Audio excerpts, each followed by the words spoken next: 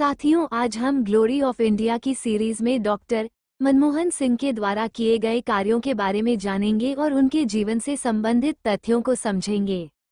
भारत के 14वें प्रधानमंत्री डॉक्टर मनमोहन सिंह ने एक दशक से अधिक समय तक अभूतपूर्व वृद्धि और विकास का नेतृत्व किया। डॉक्टर सिंह के नेतृत्व में भारत ने अपने इतिहास में सबसे अधिक वृद्धि दर देखी, जो औसतन 7.7% रही और लगभग $2 ट्रिलियन की अर्थव्यवस्था बन गई। भारत के 14वें प्रधानमंत्री डॉक्टर मनमोहन सिंह ने एक दशक से अधिक समय तक अभूतपूर्व वृद्धि और विकास का नेतृत्व किया। डॉक्टर सिंह के नेतृत्व में भारत ने अपने इतिहास में सबसे अधिक वृद्धि दर देखी, जो औसतन 7.7% रही और लगभग $2 ट्रिलियन की अर्थव्यवस्था बन गई। डॉक्टर सिंह के सत्ता में आने के बाद भारत 10वें स्थान से उछलकर 2014 तक दुनिया की तीसरी सबसे बड़ी अर्थव्यवस्था बन गया, जिससे लाखों लोगों का जीवन स्तर ऊपर उठा। डॉक्टर सिंह के भारत के विचार के मूल में सिर्फ उच्च विकास ही नहीं बल्कि समावेशी विकास और ऐसी लहरों का विश्वास था जो सभी नावों को ऊपर उठा सकें। यह विश्वास उन विधेयकों के पारित होने में निहित था जिन्होंने नागरिकों को भोजन का अधिकार, शिक्षा का अधिकार, काम का अधिकार और सूचना का अधिकार सुनिश्चित किया। डॉक्टर सिंह की अधिकार आधारित क्रांति ने भारतीय राजनीति में एक नए युग की शुरुआत की। अभूतपूर्व विकास और समृद्धि की यह कहानी डॉक्टर सिंह के 2004-2014 के प्रधानमंत्री कार्यकाल की कहानी है, लेकिन इसकी शुरुआत 1991-1996 के वित्त मंत्री के रूप में उनके कार्यकाल के दौरान हुई, जब पहली बार इसकी पटकथा आकार लेने लगी। जुलाई 1991 में डॉक्टर मनमोहन सिंह ने अपने बजट भाषण का समापन इन शब्दों के साथ किया, दुनिया की कोई भी ताकत उस विचार को नहीं रोक सकती जिसका समय आ गया है। मैं इस सम्मानित सदन को सुझाव देता हूं कि दुनिया में एक प्रमुख आर्थिक शक्ति के रूप में भारत का उदय एक ऐसा ही विचार है। यहीं से उनके भारत के विचार की शुरुआत हुई। यह वह दौर था जिसने भारत को आर्थिक महाशक्ति बनने की राह पर अग्रसर किया और डॉक्टर सिंह की एक नवोन्मेषी विचारक और प्रशासक के रूप में साख को भी चमकाया।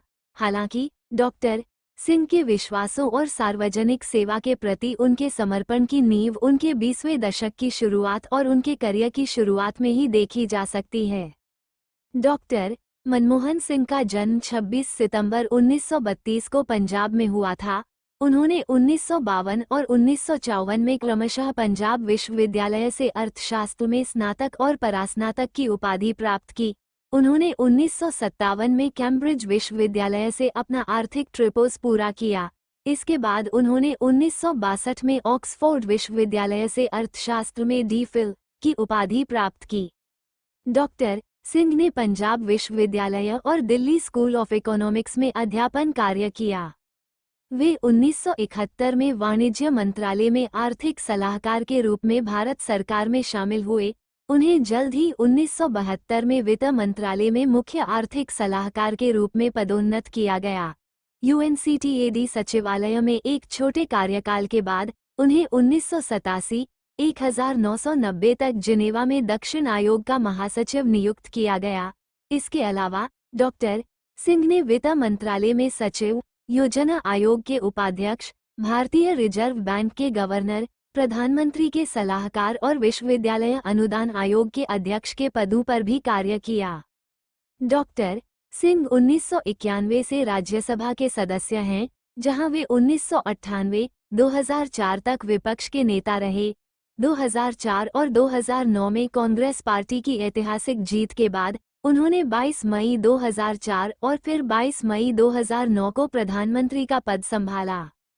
विकास के प्रति डॉक्टर सिंह की प्रतिबद्धता और उनकी अनेक उपलब्धियों को उन अनेक सम्मानों के माध्यम से मान्यता मिली है जो उन्हें प्रदान किए गए हैं।